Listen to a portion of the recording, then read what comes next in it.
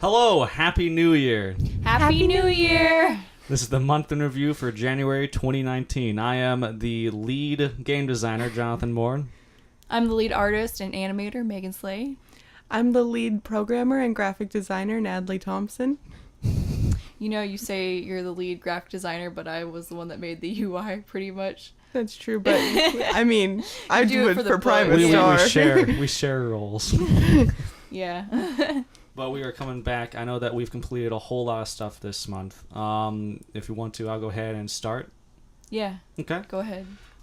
Primarily the stuff that I've been doing this month has been Primus Star. Finally finished the core rulebook after 2 months of staring at a computer screen. I had to go through several edits, and Megan had to sit there and watch me freak out over each one. Yeah, and every time he's like, I'm done, I'm just like, are you though? Are you? And it was And just- then he would find a reason to go back and look over it again and find something else. It was mainly, you know what? Actually, now that I think about it more, maybe it was you saying, "Am I done?" and you filled me with doubt. I didn't do that every time. I just thought it, but you would go back and look at it again. Yeah, Usually I'd be like, okay, and then I'd be like, but it is actually out now. It's out on Drive Through RPG. I know that the core rulebook, not the core rulebook, but the hardcover book will actually be released here shortly. Hopefully, we'll still need to get that out there. By that time, we might be doing a deal on it, maybe making it like 25% off or something like that. You could check for deals on like Twitter or Facebook if Mhm. you want to keep up to date. Yeah, we'll be releasing all of the times we're releasing special deals on our products on Twitter and Facebook. So if you're following us on social media, you'll know. I've also been working on a hostile universe, which is basically the bestiary for Primus Star, and I've been sitting there looking through a whole bunch of different mythological creatures and other things that I can add into the universe of Primus Star, but adding a sci-fi twist to them to make it fit in with the setting. and I'm gonna be the one to draw them all. Well, I don't know if we're going to draw all of them. We need one for at least each page. That's our goal, guys. Yes, one for at least each page. At least one. Okay. That way the next book will be even more colorful. Yeah. Well, technically, the next book that we'll be releasing would be the Expanded Universe book. The I one. thought there was only gonna be one more book after this. I thought you said there was only gonna be one more book. I thought there were going to be multiple books, but I thought the next book was the Bestiary. Well, the Expanded Universe is so that it actually fits in with the Bestiary, because there are animals in the Bestiary that tie in with all the other Okay. races. So you're just gonna have a straight up bestiary with all just enemies in it? Mhm. It needs, Okay. yeah, because adding the enemies to the book kind of makes the book really big, and it's really hard to format all the enemies. And Definitely is. so, The core book, we were able to get away with it just because we, I guess, shortened the list a yeah, whole lot. we thought there wasn't that many enemies when we were adding them to the core rule book, and then we realized, oh my god, this takes up like a lot of the book still. And Yeah. That makes sense. yeah. But the Bestiary is definitely going to be all enemies. So, DMs, take your pick. I'm gonna have fun drawing the creatures. That's about it. I Not think so that would much be the cool. synthetics. No. Or any like armored human, not humans, but you know, humanoid aliens. There we go. Yeah, which there Yeah. are going to be several of. Do I have to make new weapons too? That would be In the expanded universe? Okay. No, not in the expanded universe. No? In the catalog. I can't remember what So it's there's gonna be Catalog? no new weapons in the expanded universe. There should be new weapons. Wouldn't in the it be in the expanded universe. expanded universe? Some new I weapons? mean, You're gonna add new classes, right? there would be new classes. So there Yes. should be be new some weapons. weapons. Yeah. I mean, the old guys. I already have a catalog laid out for. It was gonna be like the. How big's the catalog? Oh, it was gonna be weapons, ships, different mechs, rules for mechs. Is that another book? Yeah, it was gonna be another book, So there are like 3 more books? technically, but I wasn't gonna release that until later on. But Okay. We're not gonna get into how many books they're Yeah, gonna we're- We're not gonna do that right now. I'm just surprised that they're asking me questions right now. Like I'm an interview or I'm something. just surprised. I'm just surprised there's not going to be new weapons in the expanded universe because there should be more classes and Well, there are some definitely going to be more weapons classes. for those classes. Because the Mission? only real... I don't want to spoil anything. Yeah, I know we don't want to spoil anything, but I guess we'll talk about this later. It's still Yeah. under development. Yeah. It's definitely all still under development, except for the core rule book. You can go and buy that right now. The PDF is up on DriveThruRPG, and shortly after that, the book. But I think that's everything that I could probably talk about on Primus Star. I know that Megan has some pretty good developments on Feline Frontier. So, I was thinking when I would make or work on the boss animations, because last time the podcast was pretty short, and I figured when I worked on multiple enemies at once, I made the podcast longer because I talked about all the different animations for those enemies and stuff. So I was like, I'll work on 2 bosses at once, you know. I'm not, like, going out to finish both of them, but I figured I'd work on both of them at once. So I picked Lizork and Anglork Spirit to work on, and so I did the idle animations for them. Like, I did the idle animation for Lizork. Well, I think first I did it for Anglork Spirit. And with Anglork Spirit, I had to go back and actually finish it because that was the one I actually didn't finish. And then there's another one that I haven't even made yet. There's one more boss that I need to actually work on, and I haven't made it all. So I worked on Anglork Spirit and adjusted him. And then I made his idle animation. And I figured out in Photoshop a way to rotate pixel art without making it blurry, and I was so happy when I found that out. It was a momentous occasion. I know, because before I would have to like rotate it, and then I would have to like redraw the whole entire thing just tracing over the rotated thing. But now I don't have to do that. I just have to like rotate it, and it kind of messes up a little bit, but then I just go back and I fix it, and it's really quick and easy. I'm just like, thank you. I'm so happy I noticed the little thing to make it like that. I can't remember what it was, but it was with the selection, not the selection tool, but the move tool. I was so happy. And then I was working on Lizork. I made his idle animation, which was pretty cool with his back scales. They kind of move when he's moving, and it was fun working on Lizork. And then I would start working on his walk animation, and I accidentally made a run animation with his walk animation. And so I just saved that and put that aside, and then I finished his walk animation. Well, I started working on the walk animation. And then Natalie was talking about how she needs to work on the health bar for Feline Frontier, and like that wasn't... Jonathan kind of had, or he had the UI interface done. I made it for a very old project. Yeah, like a lot of the enemies actually we made in school. And I was looking at it, I'm like, I hate this. It's too big and bulky. It takes up like half the screen. It was too big. And so I went in, I streamlined it. And I streamlined it like 5 times or something like that. It looks so good now, though. It looks a lot better. It doesn't take up the whole screen. And Natalie even adjusted it a little bit. Mm-hmm. But, like, first he had it going all the way across the screen. And then I have that. And then I was like, I really don't need all this room still. So I halved it again. And I rearranged a bunch of stuff. And then we talked about the icons for the upgrades. And, like, because first Jonathan was going to have certain upgrades, like, you know, like overtake some of your like original starting stuff, and I was like, why don't we just have it so it just you can switch between those things instead? And so that's what we did. And we added some other mechanics to it. Yes, we added another mechanic to it. And then I made a health bar. Like, I made 2 versions of a health bar, and then we settled on this one that's basically like the silhouette of a cat without the tail. I picked George's silhouette for that. And then I colored it a certain color, and we talked about how we could incorporate into the health system. And then I ended up making like 900 sprites because of that. I think it's gonna look really cool, though. It's gonna look really cool. Yeah. It was a lot of work. Yeah, I mean, it wasn't like that much work. It was just really tedious. Yeah. It was really easy. It was just a bunch of copy and pasting and adjusting the colors.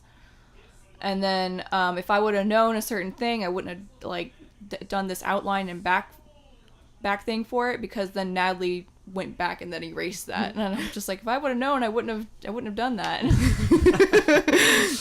Natalie decides what she needs and what she doesn't need. Yeah. Well, we kind of talked about it when I got there that day. So Megan actually gave me the idea not to need the background. Oh, okay. Yeah.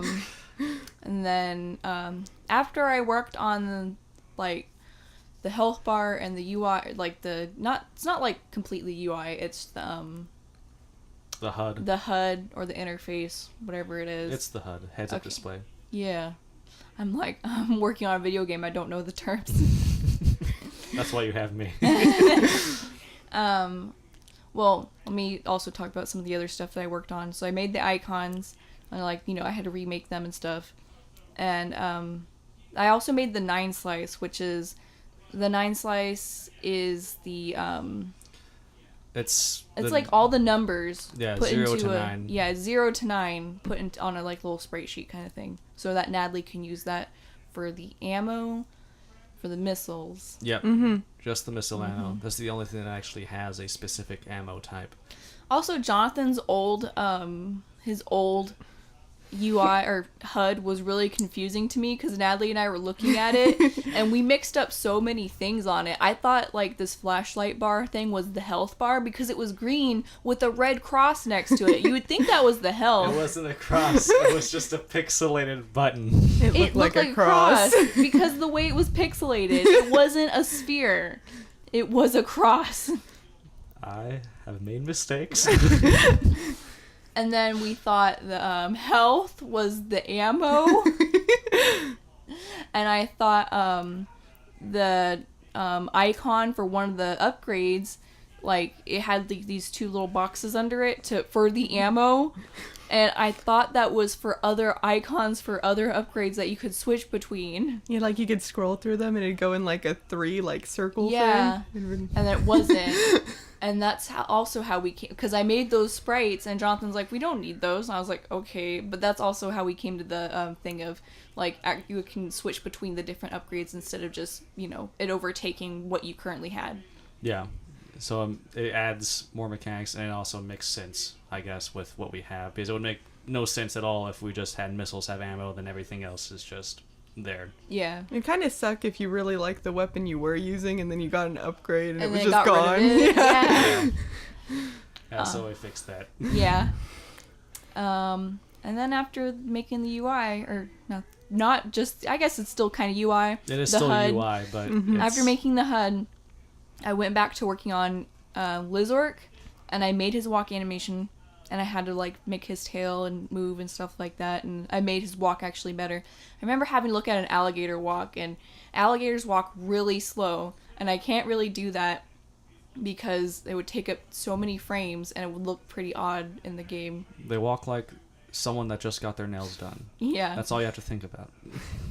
And once I did that, I started working on Angler's spirit walk animation, and his back legs look good, but his front legs don't really look good They need for some what I work. imagine on them. So I might have to redo his front legs and redo his idle animations just for his front legs, though. And also, don't confuse Anglerk Spirit with Anglerk. They're 2 different beings. So Yeah. that is one thing that I want to say right now. Well, one's a ghost, right? Yes, one is a ghost and died much earlier than you killing Anglerk. Okay. So it's part of the lore in the game. That doesn't really get explained in the game. Oh. Oh, well, then people would just assume it was Angler. I mean, I guess. But for the hardcore fan. Alright, and I think that's pretty much all I worked on. I also did the digital poster. And I need to Of make course. another background speed paint, and I haven't done that yet. It takes time. I'm gonna do the cave for the surface because I didn't realize there was a cave on the surface, and that's what I'm gonna do. Maybe with Crad's background, battle or That would be boss pretty cool. background too, because they're kind of like the same thing. So yeah, it's your turn, Natalie. I'll just go ahead and pass this ball over to Natalie. Well, I've been working on it. I've realized that the beginning of the game is the hardest part to code because it's the part with the UI, setting everything up, getting the level transitions ready, getting the controls all ready, and setting up the thing. I So mean, it's essentially just getting the game set up, and then the next level is just going to be getting that level set up, and that's it. yeah, pretty much. So like this part, you have to design the whole game, and then the next part, it's like, okay, now these are the scenes, just creating new terrain and stuff. Yeah. Like, And I didn't realize that at first, but more that I work on it, the more I know. Because at first I had this unrealistic expectation. I was like, yeah, maybe we could get it done within a month the first time. Oh my gosh. No, definitely not. And then, yeah, I worked on it more. But Your unrealistic expectation reminds me of Jonathan being like, oh, we'll be done with this game soon. I'm just like, I haven't even made any animations yet. You don't know how long that's going to take. I had hope, but now my hope has been cynicized, I guess you could say. You become a realist, not an optimist. Yeah, I have become cynical. yeah, I've been actually setting up, a bunch of like little mini projects within this big project to kind of keep track of where I am. That way I know how much I'm getting done now. I'm like setting up the whole GitHub thing, and it's locked. No one can find the project, so don't look. I like that. Don't look. Don't you dare look. Don't even bother. I got this down. It's locked down. But that way, when I'm doing things, I feel like progress. Like, right now, I'm kind of feeling progress, but every time I do something, I have, like, bugs appear, and I'm like, oh god. And I have to take 2 step backs to fix the bugs, and then I... Just gotta take baby steps. Yeah. But, I have transition between scenes done, almost. And I have to add one thing to get it really done.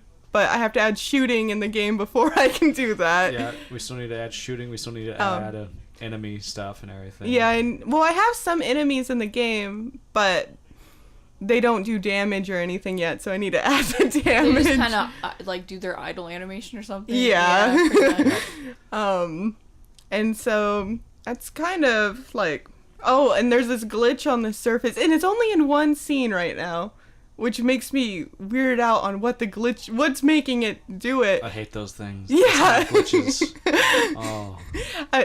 Whenever you jump, it like keeps the ground, so it like blurs the ground with your jump, and it looks really bad, but it only does it in the first scene, and then in the next areas it doesn't. So I don't know if, like, I thought it might have been the camera, but if it doesn't do it in every scene, like, why would it be the camera? Because the camera's the same. Is it just like maybe it's like an initial startup glitch?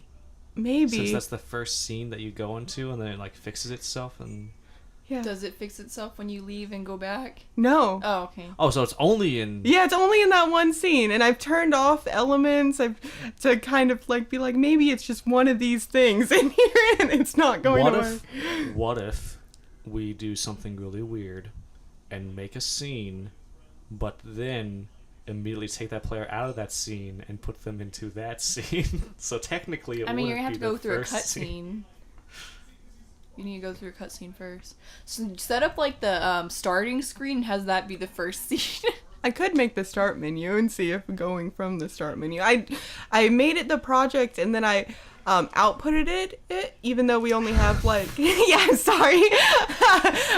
Even though we only have like the surface really set up, and we don't have like the start menu set up, but I outputted the game so that I could play it like a real game, and I thought maybe it would just go away if I did that, but no, it's in the real game too, so it is a big problem.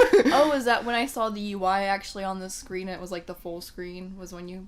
No, Okay. there are different modes in the program I'm using. There's a scene mode where I set everything up, and then there's a game mode that you saw that in, and then when you actually build the game, you can output it and you run it as an exe file like you would normally. Yeah.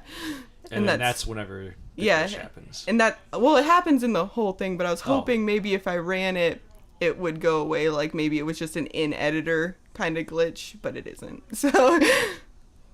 I turned off anti-aliasing and it didn't help. Baby steps, guys. Baby steps. Once again. We'll get there eventually. Yeah, I'm thinking I might have to remake the Surface. And by remake, I just mean export the things and then import them again.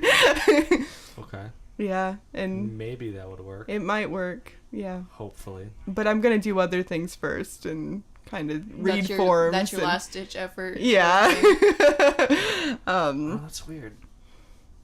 And it comes back if you go back to the first scene as well. Yeah, it's just in the first scene.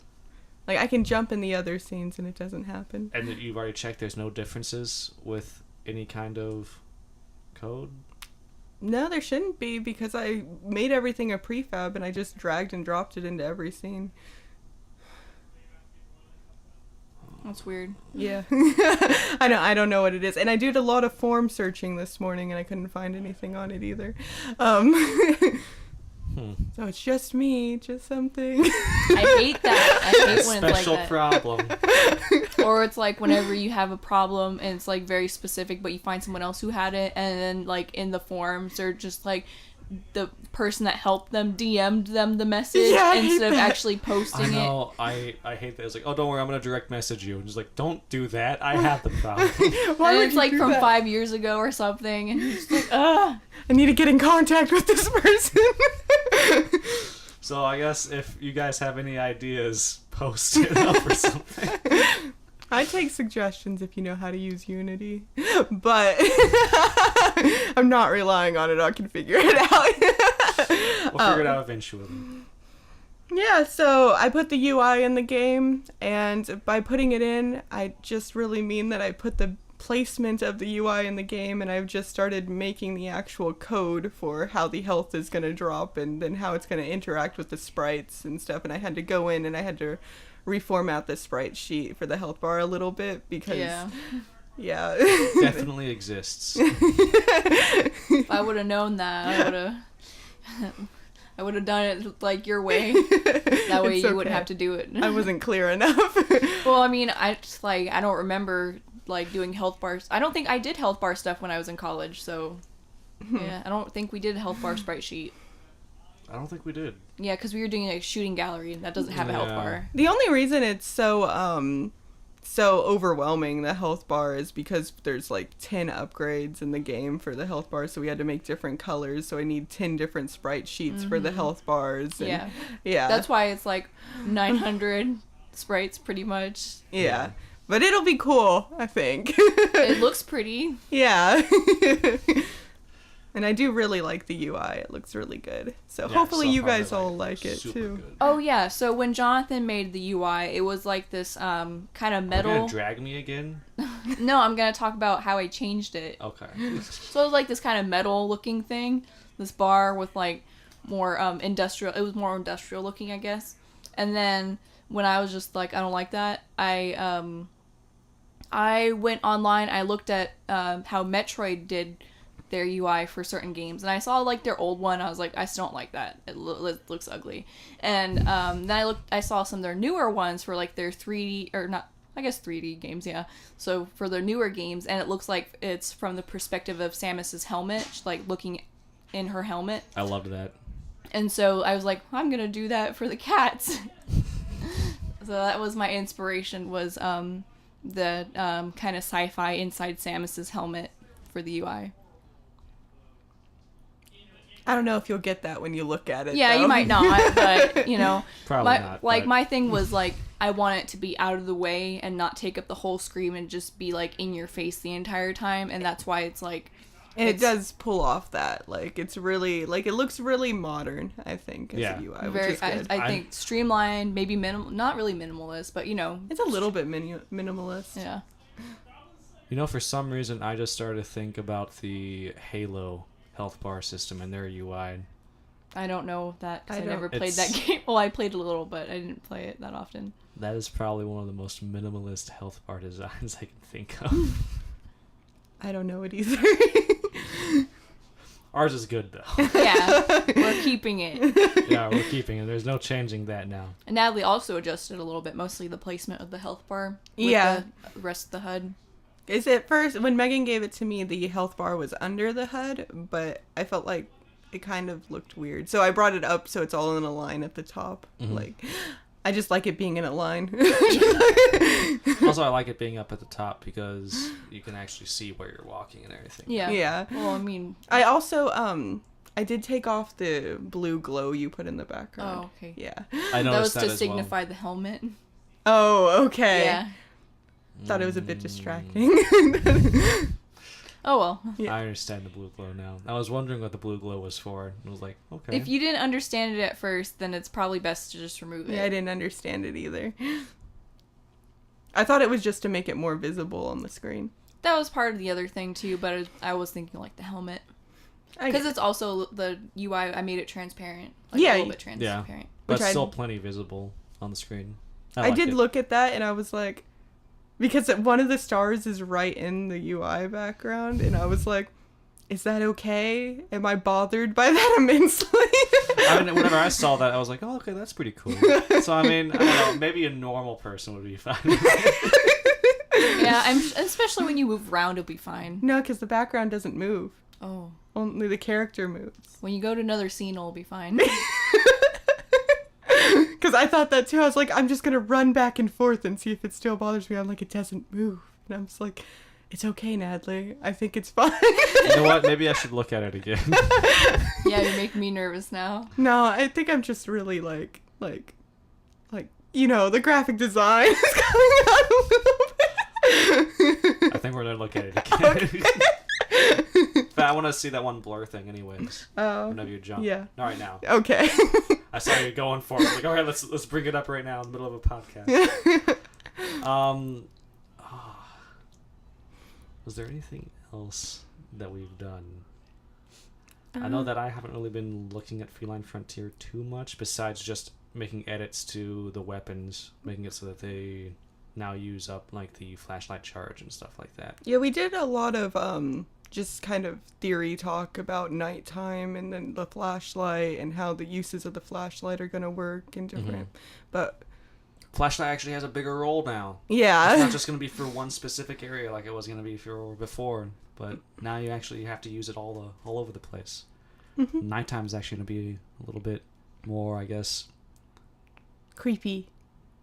I don't know. What Dark. I mean, it's definitely gonna be Foggy. dark. I don't know what the word is. Dangerous. There we How go. could I not think of the word dangerous? At first, I was thinking it was like ferocious, Ferocious. volatile. I guess volatile could work. I mean, maybe, but it's definitely gonna be dangerous now more at nighttime because your weapons use charge, but so does your flashlight. So you either get to decide if you want to see or if you want to actually fight. I can't remember what you guys said before. It was whether you can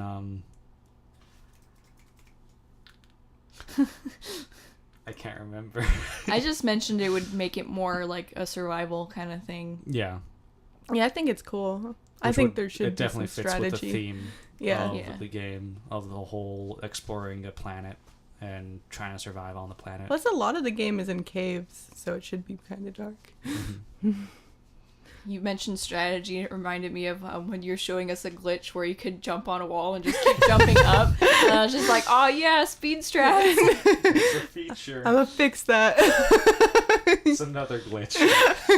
It's just really funny to see the cat just like kind of elevate, like an elevator, just jump up a wall, just straight up.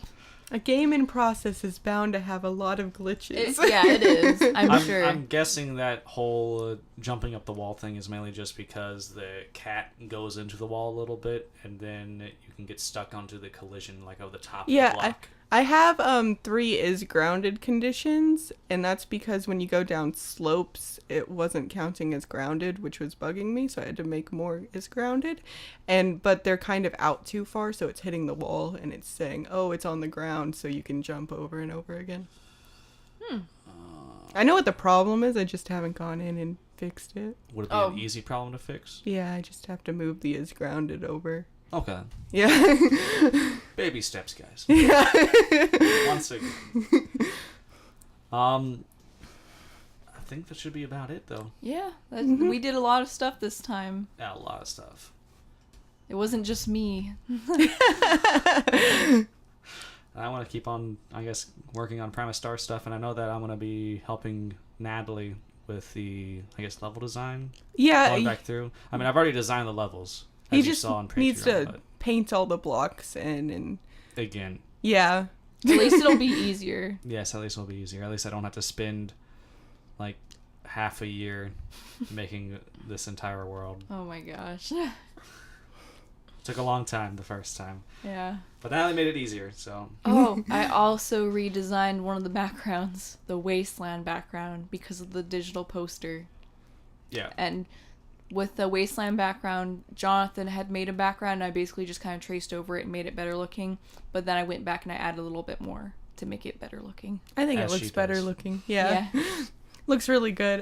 At first I was like, oh god, I hope I get this question right, because she was like, which one do you like more, the first or the second one? And I was staring at it and I was like, I feel like the first one must be her old one because she put it on there first, but I like that one more. And she's like, oh, okay, good, because that's the new one. I was like, okay, good. Yeah, as soon as like I didn't know that there was going to be a Discord test. uploaded it wrong. That's why.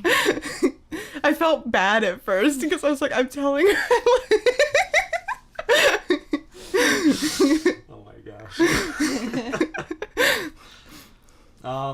Another thing I guess that I could say is that the stuff that you encounter in Finland Frontier, I probably already talked about this in an earlier podcast, but all that stuff is also going to be in Primus Star. You can Yeah. already see some of that stuff in Primus Star, like the Anglerk and And the Experiment X. I remember doing that Kurgan art. Fighter and Emperor Kurg. Apparently there are several Emperor Kurgs. The one they find in the game is just, I don't know, the one on the Meow. Yeah. Just one on the Meow. Just one. Maybe it's the original. The OG Emperor Kurg. I think that I'll do for the monthly review for January 2019. I have been Jonathan, the lead game designer. I'm Megan Slade, the lead artist and animator. I'm Natalie Thompson, the lead programmer and graphic designer. And we'll see you all in February. Bye. Bye.